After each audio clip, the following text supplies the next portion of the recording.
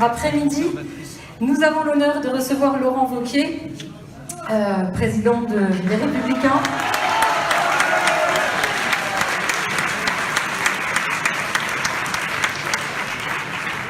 Et d'être accueilli aussi, vous le savez, dans le département des Hauts-de-Seine. Et Philippe Juvin, président de la Fédération LR des Hauts-de-Seine, nous fait l'amitié d'être à nos côtés. Et je lui passe la parole.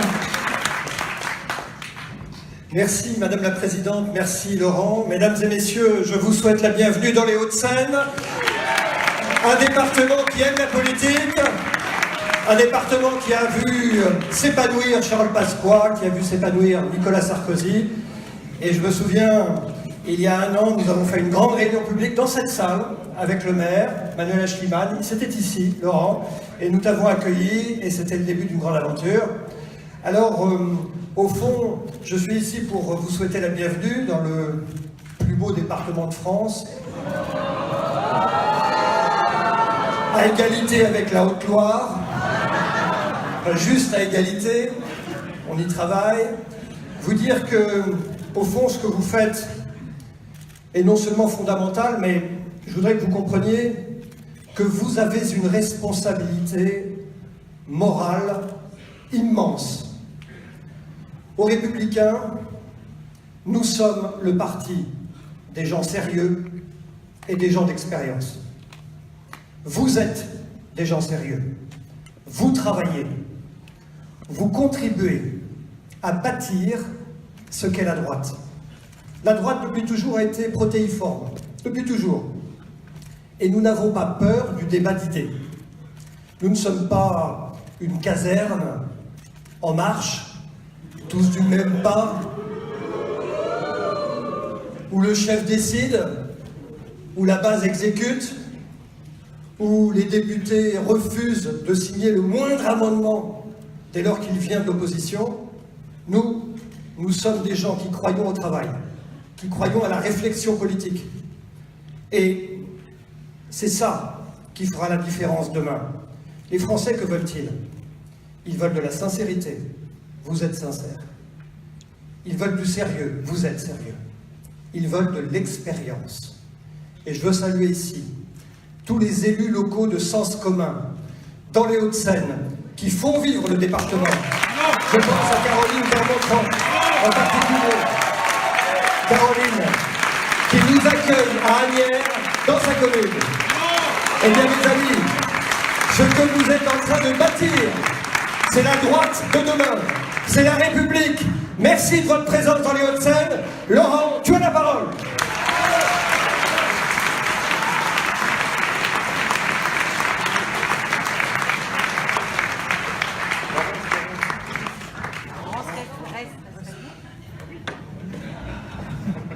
Quand même.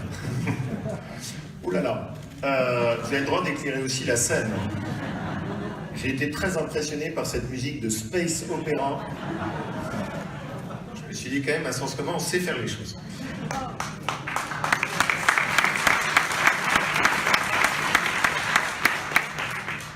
J'espère que vous n'allez pas m'en vouloir, mais j'ai voulu, pour m'adresser à vous, avoir un discours qui soit peut-être pas exactement le discours habituel qu'on peut tenir, ni sur la tonalité habituelle qu'on peut tenir.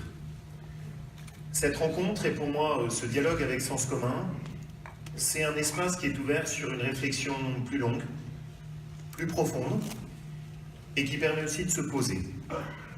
Et j'ai donc voulu vous faire ce qu'est l'état de ma réflexion personnelle et ce que je veux que nous puissions bâtir ensemble. Vous me pardonnerez, il y aura donc peut-être moins d'effets de manche rhétorique, quelque chose peut-être d'un peu plus profond en termes de réflexion, mais comme ce matin vous avez déjà eu le poids de Roger Scruton qui vous a amené sur les hauts sentiers de la philosophie, je pense que nous sommes tous préparés, et donc je ne voudrais pas avoir un propos électoral, mais avoir plus avec vous une réflexion honnête sur ce qu'est l'état de la droite, nos faillites, et les leçons que nous devons en tirer si nous voulons reconstruire. Je le fais aussi et je me le permets avec vous parce que vous n'êtes pas raisonnable. D'abord, consacrer une journée complète à réfléchir, avec des débats, dans le cadre d'une organisation qui n'est pas une petite chapelle au service de l'ambition de quelqu'un. Et dans un cadre qui est un cadre au service des idées et non pas des divisions, vous n'êtes vraiment pas raisonnable. Et quand en plus de ça, vous osez afficher l'idée qu'on puisse discuter du conservatisme, ce qui est quand même le non-dit absolu de la politique française et la meilleure garantie d'être critiqué par la totalité des censeurs qui composent le paysage médiatique aujourd'hui, je vous le dis, vous n'êtes vraiment pas raisonnable. Et c'est pour ça que je suis avec vous.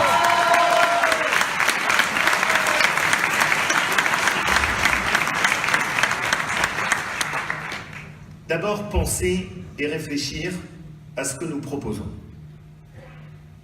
Pourquoi est-ce que c'est absolument vital pour la droite après ce qui s'est passé? À quoi avons-nous assisté? Et je pense qu'il faut y réfléchir au-delà des péripéties et des aléas de la politique. La politique est parfois faite de trahison, ça arrive. La politique est souvent faite de personnalités dont on doute à l'arrivée de la réalité de ce qui les porte. Mais rarement la politique n'a offert une telle image que ce que nous avons connu il y a 1 an et demi. Je laisse de côté les itinéraires personnels de personnes qui, toutes au fond, peuvent être respectables. Mais ce qui est frappant, c'est de se dire que voilà des individualités qui, en moins d'1 an et demi, ont été amenées à dire l'exact inverse de ce pourquoi ils pouvaient plaider il y a encore quelques mois. Pour moi, ça n'est pas anecdotique. Pour moi, c'est révélateur de quelque chose qui est beaucoup plus profond. La droite avait perdu sa colonne vertébrale. Pourquoi les trahisons sont possibles? Parce que quand on ne croit plus à rien, quand on ne sait plus les valeurs qui vous habitent, c'est l'ambition personnelle qui remplace la vision et les valeurs que vous servez. Et toutes les trahisons sont possibles parce qu'il n'y a plus le socle des idées. Et tout peut être changé. Toutes les girouettes sont autorisées, parce que vous ne savez plus pourquoi vous êtes là, la vision qui vous habite et ce qui vous réunit. Ce travers, je l'ai connu, et je l'ai même bien connu. Je l'ai connu personnellement. Quand je suis élu plus jeune député de France, je ne suis pas sûr que mes convictions, et à ce moment-là, la force, et cette lame trempée que j'aime retrouver chez bien des militants de Sens commun. Je sais qu'à ce moment-là, pour acheter quelques crédits, pour avoir des commentateurs louangeux, pour pouvoir faire la dernière couve de Libération, j'ai souvent été amené moi-même à trahir ce que sont nos idées et ce que nous avons au fond de nous. Et j'ai connu cette période quand, élu député à 28 ans, je crois, au fond, quand vous êtes sur un plateau, vous cherchez d'abord à plaire à celui qui vous pose les questions, au lieu de vous demander ce que vous portez au fond de vous. Je sais la facilité de ces trahisons. Et je connais aussi aujourd'hui le prix à payer pour défendre ces idées sur le débat politique français. Il y a un commentateur que j'aime beaucoup, qui est Mathieu Bock-Côté, qui a l'avantage de nous regarder de l'autre côté de l'Atlantique avec en même temps cette tendresse québécoise qu'il porte à l'âme française et à la politique de notre pays, et qui nous met si bien en garde. La droite ne se renie jamais suffisamment pour plaire aux censeurs de la politique. La droite ne va jamais suffisamment loin sur son chemin de lâcheté pour acheter derrière quelques bons commentaires. Ce chemin-là, c'est celui qu'il y a maintenant quasiment 15 ans, j'ai décidé d'arrêter. Et je me souviens très bien de ce moment. Au milieu du quinquennat de Nicolas Sarkozy, au moment où se lève le débat sur le RSA, je suis tout d'un coup saisi de ce vertige en ayant le sentiment que nous trahissons ce pourquoi nous avons cherché à avancer. Je suis convaincu que toute l'équipe que nous étions a cherché jusqu'au bout à le faire. Nous nous sommes sûrement heurtés au poids de la crise. Mais à ce moment-là, tout d'un coup, il m'est apparu que trop souvent, nous n'étions pas conformes aux valeurs qui doivent être les valeurs de la droite et qui sont celles qui, aujourd'hui, dictent le chemin que je veux vous proposer. Cette trahison, elle est d'autant plus inacceptable que nous ne sommes plus en 68. Nous ne sommes plus au début des années 80. Nous sommes dans une période où les intellectuels ont sonné le réveil de toute une partie de la pensée en France et dans le monde. Et où après ce lent mouvement d'affaissement du débat d'idées, qui a amené dans le prolongement des années 68 à la dictature de la pensée de la déconstruction, se sont levés des intellectuels qui ont eu le courage d'affirmer leurs idées et de résister et de mettre en place une autre approche. Je pense à des personnes comme Finkielkraut. Je pense à un auteur comme Michel Houellebecq. Je pense à une personne comme Chantal Delsol, qui a très bien analysé la façon dont le débat d'idées est pris en otage en France, et à laquelle je veux rendre hommage.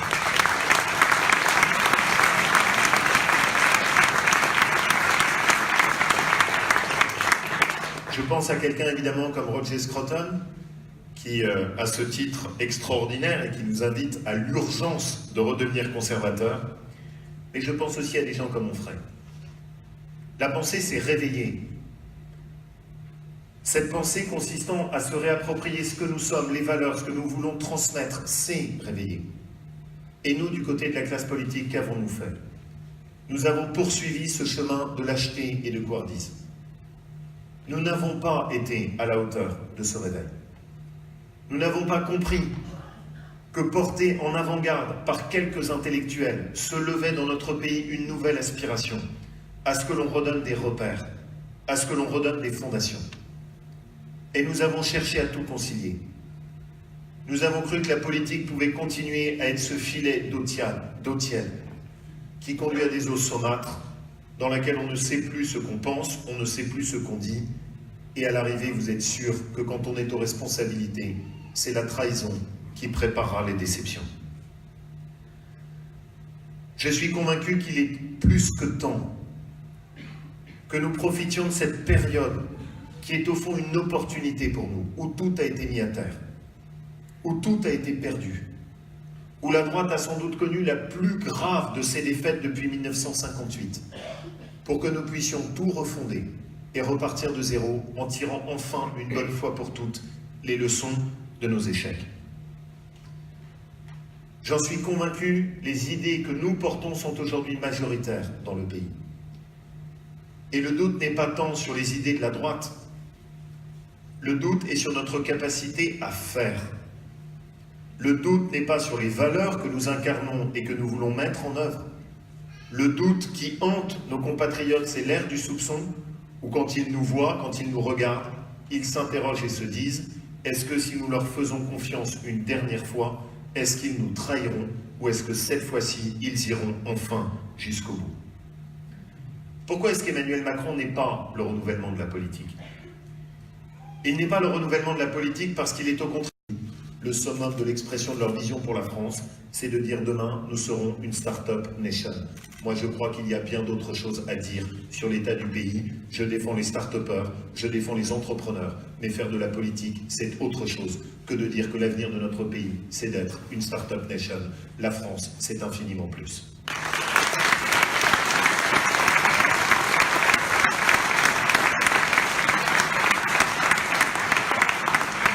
Cette politique-là, c'est celle qui croit que le renouvellement de la politique passe par le marketing, par la communication, par le court terme.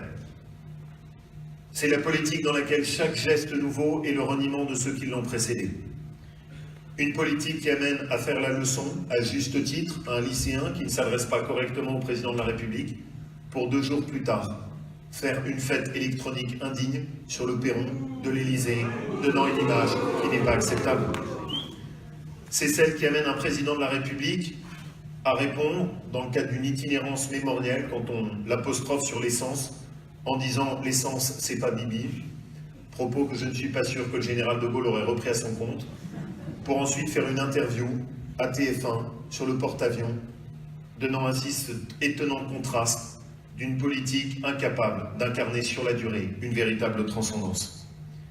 C'est cette politique qui aboutit à ce qu'à l'arrivée, vous ne savez plus ce qu'ils font, vous ne savez plus ce qu'ils portent, et je crains même que tout leur objectif consiste à esquiver cette question pourtant si évidente. Ce que je veux pour les Républicains est infiniment plus grave que ce qu'ils pensent. Ma détermination, notre détermination, est infiniment plus grande que ce qu'ils pensent. Au lendemain de mon élection, à la tête de notre famille politique, ils étaient tous persuadés que ce qui était le cap que j'avais voulu fixer serait immédiatement renié, puisque bien entendu, comme tout le monde, il fallait ensuite mettre le cap au centre-gauche pour élargir notre socle. Cette passion funeste consistant à vouloir rassembler des gens qui ne partagent plus rien, dans lequel l'obsession du rassemblement tient lieu de projets politiques et où l'on croit que parce que l'on a fait un râteau large, on fait de la politique, alors que pour moi la politique, c'est une colonne vertébrale et des fondations. Je n'ai rien voulu faire de cela.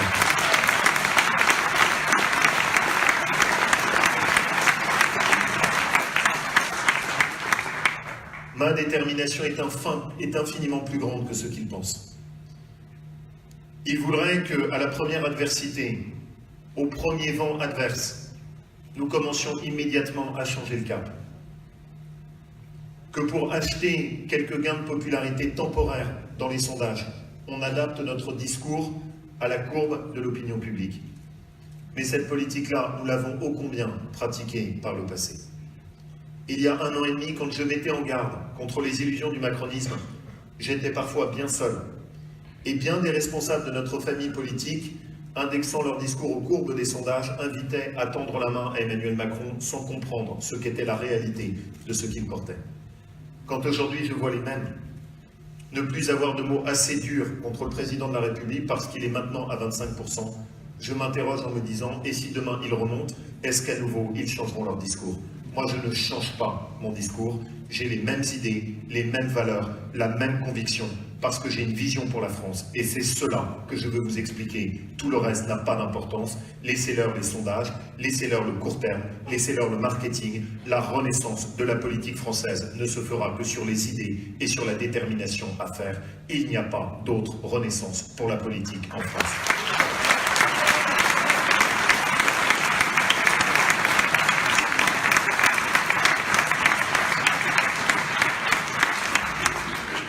Et vous nous proposez une réflexion, qui est une si belle réflexion. Que faut-il conserver? Que faut-il préserver? Que faut-il chérir? Et que faut-il transmettre? Jean-Philippe Vincent a très bien montré, je ne sais pas s'il est encore là. Ah, c'est quelqu'un de très bien. Il faut vraiment que vous preniez le temps de lire ses ouvrages qui sont remarquables. Il montre à quel point la France est souvent restée longtemps à l'écart de la pensée conservatrice. Qu'est-ce que c'est qu'une pensée conservatrice? Les Anglais, ce pays à la longue tradition démocratique, en ont fait un résumé avec Disraeli que je trouve au fond très juste et qui a le mérite de tordre le cou à certaines caricatures. Conserver ce qui vaut, réformer ce qu'il faut. Conserver ce qui vaut, parce que pourquoi vouloir changer ce qui est bon? Aujourd'hui, la passion funeste de la politique, c'est la modernité. Croire que pour qu'un projet soit bon, il faut qu'il soit moderne. Croire que pour que ce soit bon, il faut à tout prix que cela consiste à détruire tout ce qui nous a été transmis.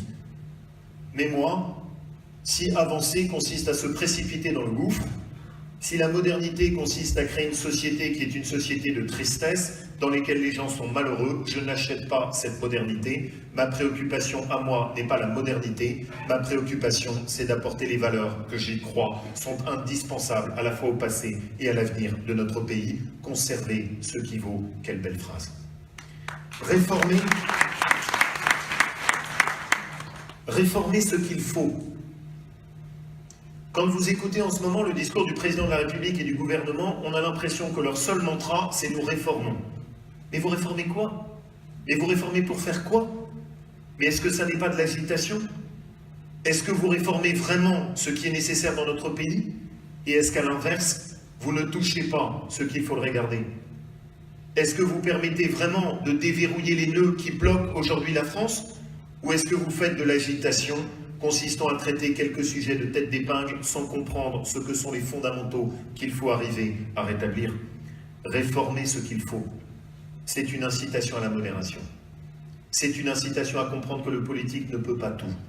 C'est une incitation à travailler avec la société civile, avec les forces du privé, avec les intellectuels. C'est une incitation à la retenue, là où aujourd'hui nous avons affaire à un pouvoir politique qui, tout en se prétendant jupitérien, nous a malheureusement entraînés dans la fosse des enfers.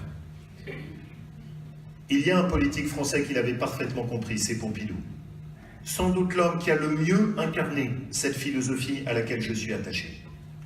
Celui qui était capable à la fois de comprendre ce qui était en train de se passer dans le pays, mais qui persistait à dire « Je défends l'honneur d'être français et la volonté de maintenir la France. » Maintenir la France. Comme c'est beau. Maintenir la France dans son rang. Maintenir la France dans sa culture. Lui permettre de connaître ce droit que Mathieu Bock-Côté résume ainsi, le droit des peuples à demeurer eux-mêmes. Oui, il y a un droit de la France à rester elle-même. Il y a un droit de la France à défendre son identité, ses valeurs et ses racines. Et je vous l'avoue, j'ai été tellement surpris de la polémique qu'il y a eu quand nous avons édité une de nos propositions de réflexion consistant à dire comment faire en sorte que la France reste la France. Et que cela a donné lieu à une telle polémique.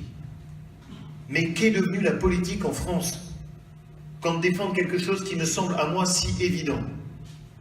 Permettre que nous puissions hériter à notre tour de ce qui nous a été laissé et le transmettre à notre tour à nos enfants. Faire en sorte que la France reste la France. Qu'y a-t-il de plus beau comme ambition pour nous qui partageons cette espérance?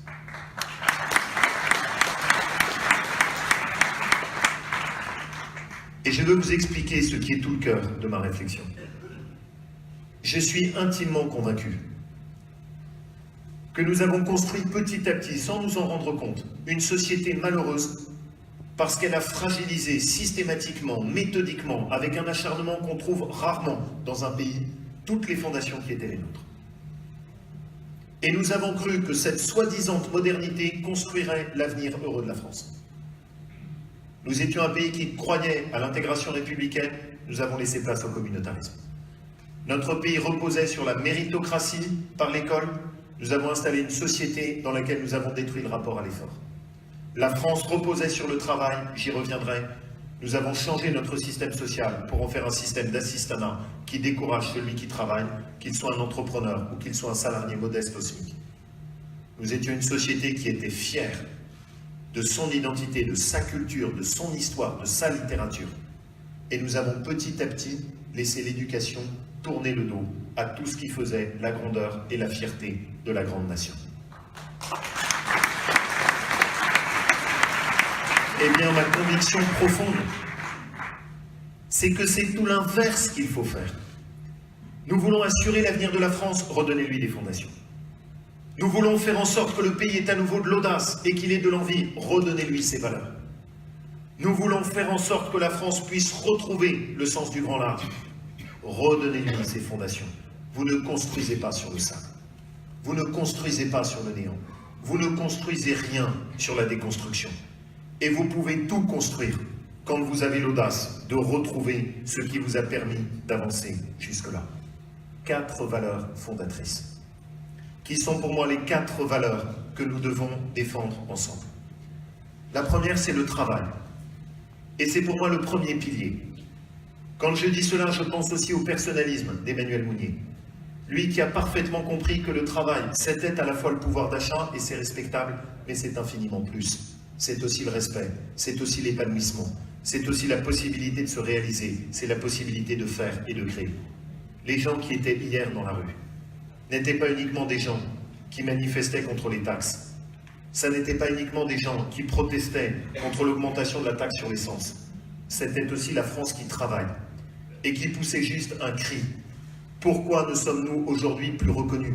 Pourquoi est-ce qu'aujourd'hui, celui qui travaille se voit confisquer le fruit de son travail et quand il regarde à la fin de la journée ce qui lui reste, il constate qu'aujourd'hui, la société française décourage tous ceux qui vont travailler et qui font cet effort. Le mouvement que nous devons soutenir, c'est celui qui consiste à nouveau à reconnaître la valeur du travail et que la société replace le travail au cœur de toutes nos politiques sociales. C'est ce qu'Emmanuel Macron n'a pas compris.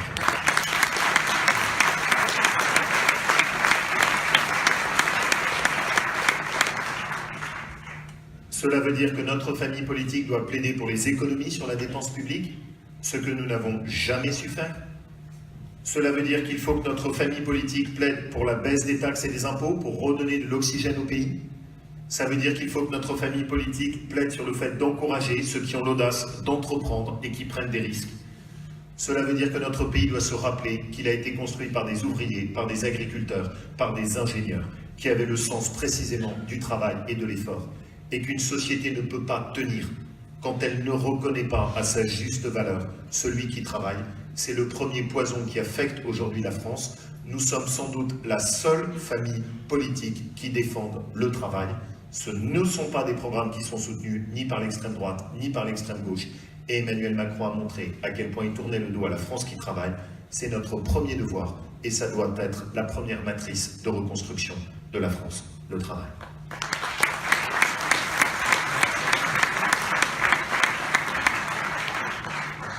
Le deuxième pilier, c'est un gros mot. Plus personne n'en parle. Et si vous l'évoquez, vous prenez de grands risques. C'est l'autorité. Il paraît que c'est une valeur dépassée. Il paraît que la société contemporaine n'a plus besoin d'autorité. Il paraît qu'à l'école, il n'en faut plus, c'est traumatisant. Il paraît qu'il ne faut plus punir. Nous avons un ministre de l'Intérieur qui explique que punir des délinquants est criminogène et que la prison est criminogène. Mais ont-ils à ce point-là oublié que l'autorité est au cœur de la construction de la République française? Et qu'il est une époque où les hommes de droite comme les hommes de gauche défendaient l'autorité. Où quelqu'un comme Jaurès, comme Clémenceau, comme Jules Ferry, comme le général de Gaulle, tous se retrouvaient sur la défense de cette valeur commune. Il faut de l'autorité. Et je suis ahuri de voir à quel point, à la différence souvent de nos voisins, nous avons renoncé à tout ce qui ressemble aux valeurs d'autorité à l'intérieur de la société française. Le professeur qui voit son autorité contestée par une poignée d'élèves et qui se tourne vers son proviseur ou vers le rectorat pour être défendu, trouvera bien souvent porte close. Pas d'incident, pas de problème, pas de vague, comme vous l'avez très bien dit. Nous avons des règles. Il y a des règles qui régissent l'installation dans notre pays. Il y a des règles qui ont été votées par les lois de la République et qui définissent qui a le droit de rester et qui n'a pas le droit de rester. Aujourd'hui, un étranger qui arrive en France, qui fait une demande d'asile, qui, au bout de 2 ans, se voit contester ce droit à l'asile par le juge, ne sera dans 70% des cas jamais reconduit à la frontière. Ce qui signifie une seule chose, c'est que ce ne sont plus les lois de la République qui définissent qui rentre ou qui ne rentre pas dans notre pays, ce sont les passeurs. Indépendamment même de la question de l'accueil des réfugiés, de la protection de ceux qui sont persécutés, du fait de dire à un moment aussi que notre pays a des capacités d'intégration qui sont limitées, il y a juste un constat, les lois de la République ne valent plus rien, plus personne ne les fait respecter, elles sont bafouées quotidiennement. Vous avez 10 000 délinquants qui ont été sanctionnés par des peines, décidées par le juge, et ces peines ne sont jamais exécutées. Quel est le poids de la République quand vous avez à ce point-là renoncé à défendre les valeurs minimales qui sont celles de respect et d'autorité? Écoutez Charles Péguy, admirable de justesse comme toujours, quand il dit l'ordre, et l'ordre seul fait en définitive la liberté, le désordre fait la servitude. N'oubliez jamais cela, notre famille politique, c'est l'autorité, et pour moi, ça n'est pas un gros mot.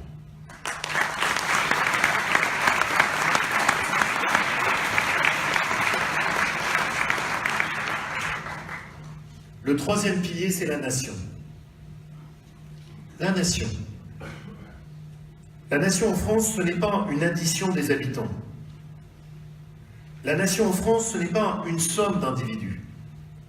La nation en France, c'est quelque chose de plus.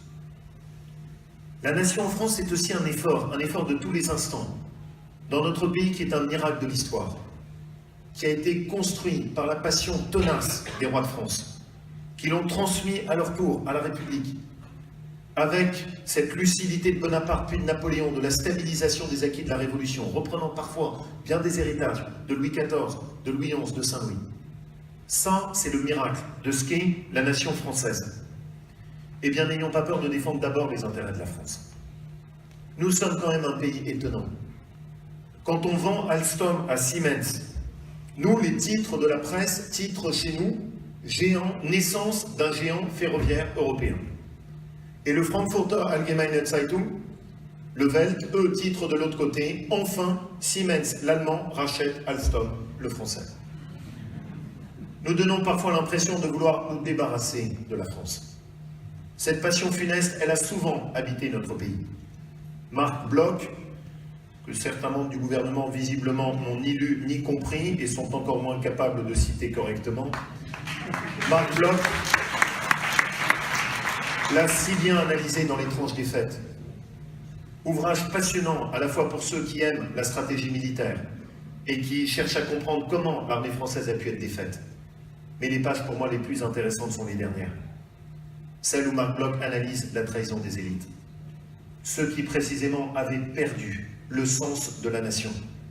Ceux qui ne comprenaient plus ce qu'il fallait faire et ce qui était en train de se jouer. Ce qu'il a appelé la trahison des clercs.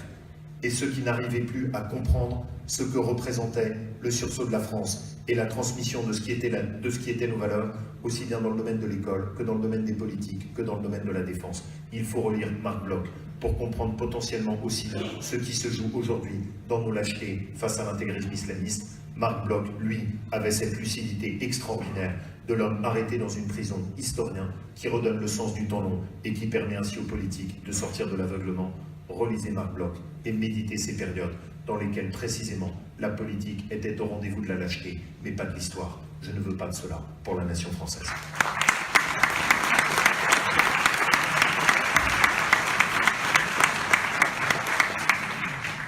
Et on nous parle d'armée européenne, qu'il faudrait armer contre les États-Unis,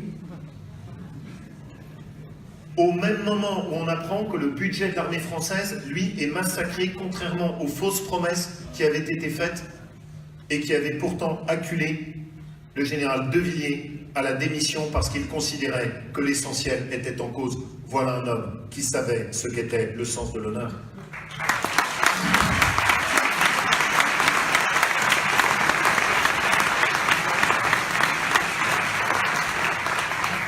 Je crois à l'Europe. Mais je ne crois pas dans ce que l'Europe est devenue. Je veux une vision européenne parce que je suis convaincu que face à la Chine et aux États-Unis, nous avons aussi besoin, bien sûr, de l'Europe. Pas d'une armée européenne pour nous battre contre les Américains, quelle chimère absurde. Mais nous avons besoin de l'Europe pour défendre nos frontières. Nous avons besoin de l'Europe, Julien, pour faire face aux défis qui sont les nôtres sur l'immigration. Nous avons besoin de l'Europe pour assumer une logique de puissance consistant à défendre nos entreprises. Serions-nous donc le seul continent au monde à être aussi aveugle? Les Chinois défendent leurs intérêts, les Américains défendent leurs intérêts, et nous avons des commissaires européens qui nous expliquent qu'ils ne font pas de différence entre une entreprise européenne et une entreprise chinoise. Jean-Dominique Sénard, le PDG de Michelin, qui est un homme extraordinaire. Et d'ailleurs, regardez les valeurs qu'il habite parce qu'elles sont souvent très proches des nôtres. Jean-Dominique Sénard, lui, tire cette courroie d'alerte en disant « Mais enfin, l'Europe doit avoir une stratégie industrielle. Elle doit avoir ce goût de la puissance. Elle doit faire en sorte de faire grandir nos propres champions, au lieu de faire des normes qui ne font même plus la différence entre ce qui est fabriqué sur le continent européen et ce qui est fabriqué ailleurs. » Une Europe qui a oublié qu'elle a été construite sur les décomptes de la Seconde Guerre mondiale pour faire grandir nos entreprises, faire en sorte que le plan Marshall ne se traduise pas par une reconstruction dans laquelle l'Europe n'aurait plus la voix au chapitre, et une Europe surtout qui croyait au travail, qui était là pour défendre l'emploi, et qui n'était pas prisonnière d'une figure consommatrice de court terme, où à l'arrivée la seule question est de pousser des caddies dans des supermarchés où on achète les produits les plus chers, où qu'ils aient été fabriqués. Je ne crois pas à cette Europe-là. Si vous voulez sauver l'Europe, il faut la changer. Ce sera le programme que je vous proposerai pour les Européens.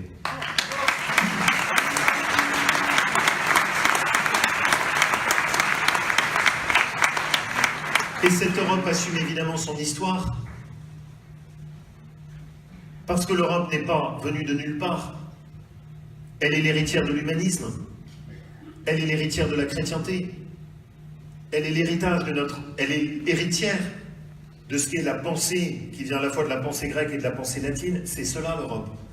Comme je suis malheureux quand je vois les prospectus qui sont parfois édités par l'Europe, dans lesquels on ne vous parle que d'institutions, de commissions, de constructions administratives, de pouvoir de codécision, de pouvoir d'initiative. Mais l'Europe, c'est tout autre chose. Si nous sommes là, c'est parce que précisément l'Europe est l'héritière dans cette mondialisation caractérisée par les déséquilibres et par l'outrance de cette croyance qu'il y a une place pour l'équilibre, qu'il y a un continent qui lui défend la possibilité à la fois de croire dans le travail et l'écologie, qui croit dans la possibilité à la fois d'encourager ceux qui réussissent sans abandonner les autres au bord de la route. C'est cela l'Europe. C'est cet humanisme chrétien. Et quelle erreur funeste avons-nous faite quand nous avons travaillé sur la Constitution européenne et que nous avons voulu, pour surtout n'humilier et ne fâcher personne, enlever la référence aux racines chrétiennes. C'est une erreur qu'il faudra corriger. L'Europe doit assumer la totalité de son histoire.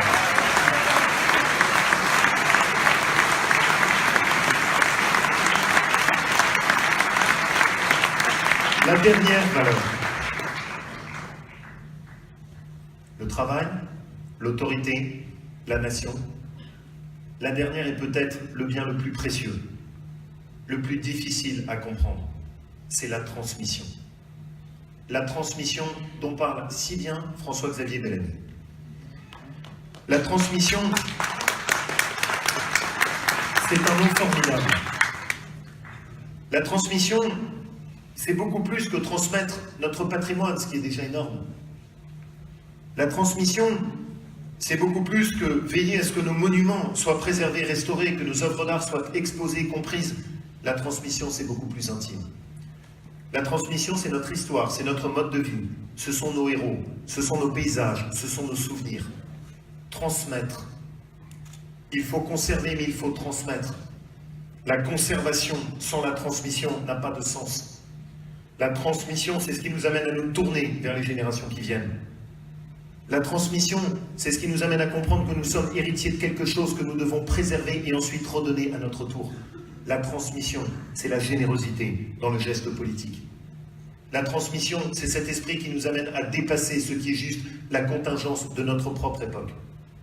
La transmission, c'est celle qui comprend qu'on ne peut pas laisser uniquement à nos enfants des dettes. La transmission, c'est celle qui comprend que transmettre notre histoire n'est pas un asservissement. La transmission, c'est le modèle de l'intégration républicaine, souvent caricaturée. Cette intégration républicaine extraordinaire, qui, parce qu'elle croyait que l'histoire française était universelle, pensait que quelqu'un qui venait chez nous pouvait à son tour adopter les valeurs de la France et les faire siennes, et qui avait cette générosité de vouloir les lui donner. La transmission, c'est tout l'inverse de ce que nous faisons. Quand en ce moment on se prépare à développer les cours d'arabe, alors même que nos enfants ne sont même plus capables d'écrire correctement en français et d'avoir les bonnes leçons d'orthographe. La transmission, c'est cet itinéraire qui m'avait beaucoup marqué à Belfort, où je rencontre un des conseillers municipaux de la ville, qui m'évoque son itinéraire. Fils d'un Marocain, engagé aux côtés du général de Gaulle, venu en France au moment du débarquement de Provence, qui a remonté la totalité de la France, un pays où il n'était jamais venu, et qui s'arrête à Belfort en se disant « mais ce pays est fou, il fait beaucoup trop froid », et qui tombe éperdument amoureuse d'une ouvrière de Peugeot, qui se marie avec elle, qui fait 4 enfants, auxquels, me disait-il, il disait toujours « vous devez devenir plus français que les Français », et qui, quand le général de Gaulle parlait à la radio, demandait à toute la famille de se lever pour les écouter. La transmission, ce sont ces histoires qui ne sont pas révolues et dont bien des personnes ici pourraient témoigner, qui continuent à avoir des itinéraires remarquables d'intégration républicaine, où des gens venus d'ailleurs, qui ont leurs racines et leurs origines ailleurs, ont eu cette compréhension que la France pouvait permettre de réussir, à condition d'adopter ce qu'était le mode de vie de la France. La transmission, c'est tout l'inverse de ce que nous avons laissé s'installer, où maintenant on croit que pour s'ouvrir à l'autre, il faut renier ce qu'on est, oubliant ainsi précisément la générosité de la transmission. La transmission, c'est les racines de Simone Veil. Ne confondez pas cette belle figure politique, mais cette belle figure philosophique, Simone Veil. celle qui a avant toutes les autres, celle qui venait du Parti communiste, qui ensuite se rattache à la tradition chrétienne, rejoint le général de Gaulle au moment de la Seconde Guerre mondiale et commence à écrire avant tout le monde un traité philosophique consistant à réfléchir sur ce dont nous aurons besoin. Et elle a cette phrase merveilleuse: la plus terrible des violences, c'est le déracinement. Dans un monde où aujourd'hui on croit qu'il ne faut plus transmettre des racines, moi je crois aux racines. Le président de la République qualifie cela de passion triste. La culture française, l'identité, les racines, l'histoire, mais c'est au contraire tout le sens de notre engagement. Ce ne sont pas des passions tristes, c'est l'honneur et c'est la dignité de l'engagement de la France.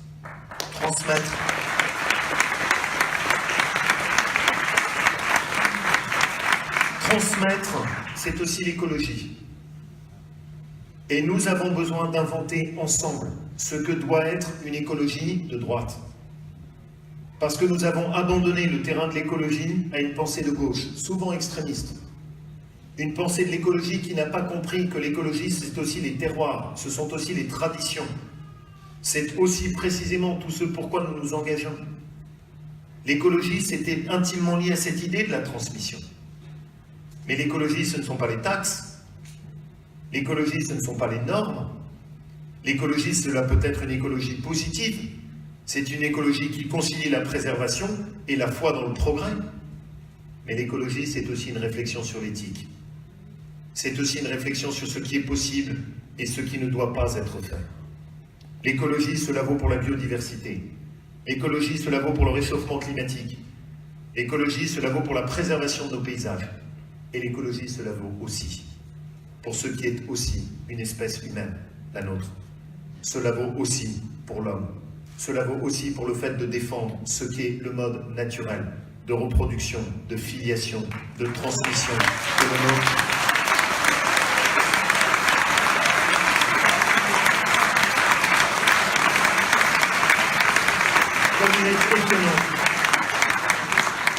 Comme il est étonnant de voir aujourd'hui parfois certains penseurs, certaines figures politiques s'engager aussi fortement pour une certaine écologie et être capables à l'inverse de signer en bas à droite à tout ce qui permettra les manipulations génétiques qui ne connaîtront plus de fin à partir du moment où nous aurons ouvert la boîte de Pandore.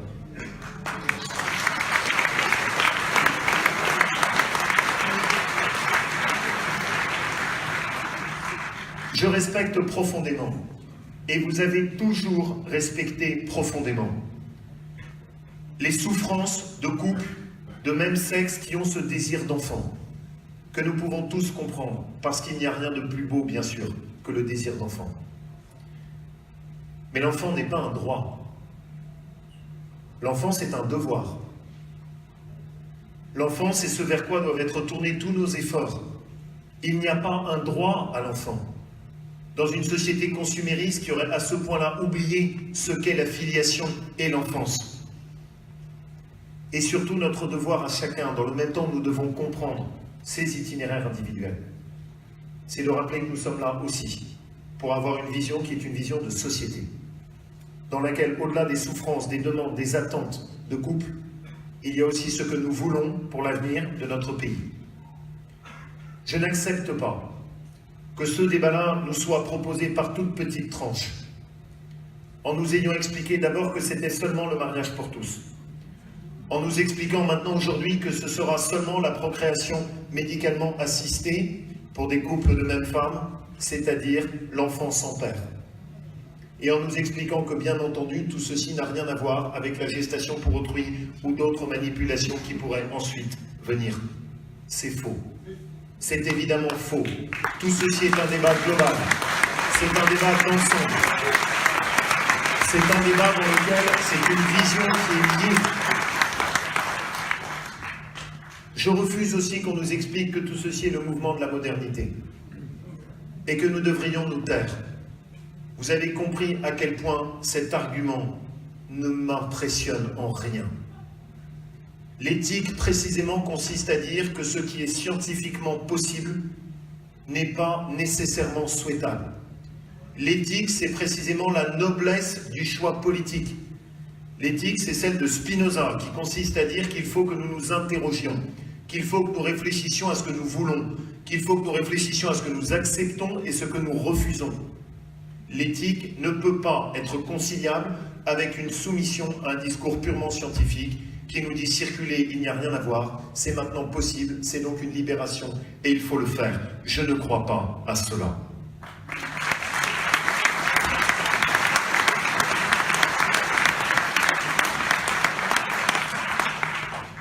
Et il faut que nous aidions nos compatriotes à comprendre ce qui se joue. Parce que je ne veux pas que ce choix soit fait dans l'obscurité. Oui, c'est un engrenage. Et cet engrenage mènera nécessairement à la marchandisation des gamètes. À l'image de ce site internet danois, Cryos, que vous devriez aller voir. La plus grande banque de sperme du monde, où vous pouvez sélectionner si vous voulez qu'il ait la peau blanche ou mate, si vous voulez que ses yeux soient bleus ou verts, si vous voulez que ses cheveux soient roux. À l'arrivée, le panier d'achat aura juste remplacé le caddie d'Amazon par un landau, mais c'est la seule différence. Comment peut-on accepter cela sans même réfléchir un instant et être saisi de vertige? Les mêmes qui sont si promptes à brandir des cartons rouges dès que vous haussez un peu le ton pour vous qualifier d'extrémiste ou de fasciste, pense-t-il donc un tout petit peu à ce que représente cette société? Tout ceci a un nom, c'est l'eugénisme. Tout ceci a été fait par un régime, c'est le nazisme. Et on considère que tout ceci est sans merci et n'a aucune conséquence.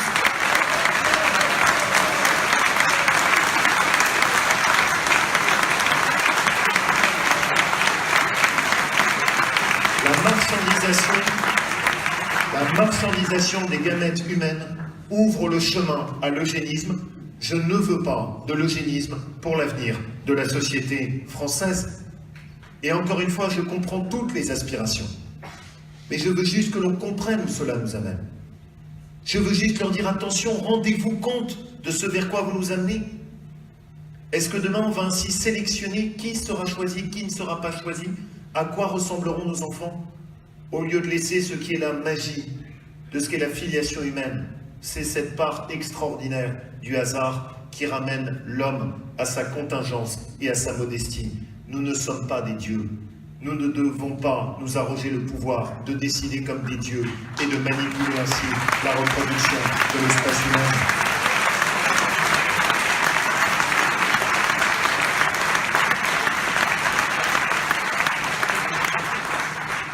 Cet engrenage nous mènera inéluctablement à la gestation pour autrui.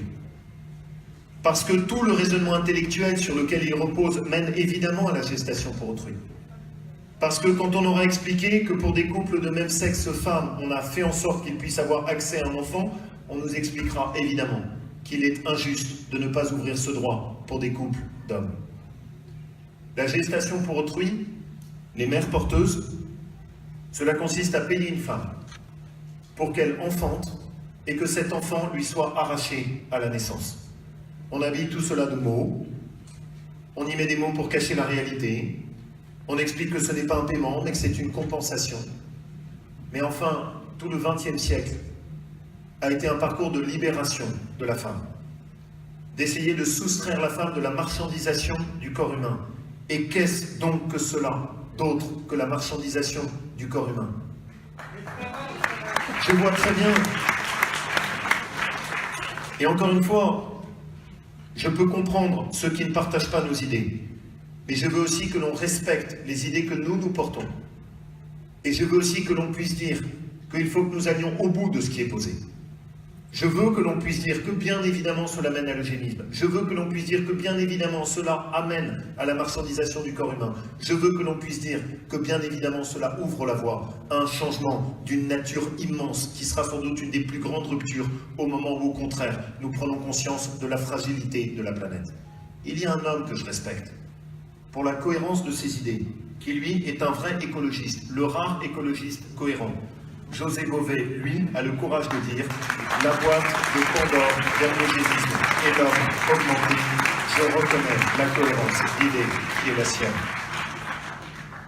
Et nous avons pour tâche de redécouvrir le sens des limites, de redécouvrir l'écologie de l'enracinement, une écologie soucieuse de l'environnement de l'être humain, Une écologie qui comprenne que ça n'est pas en déracinant et en se soumettant à une société totalement marchandisée que l'on construit l'avenir et le bien-être de la société qui nous est confiée. Je voudrais finir avec une évocation qui n'est pas très classique dans un discours politique. C'est celle du parcours d'Ulysse.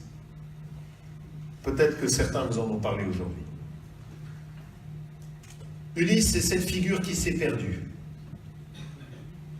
Ulysse, c'est cet homme qui a eu son errance personnelle. Ulysse, c'est celui qui a longtemps cheminé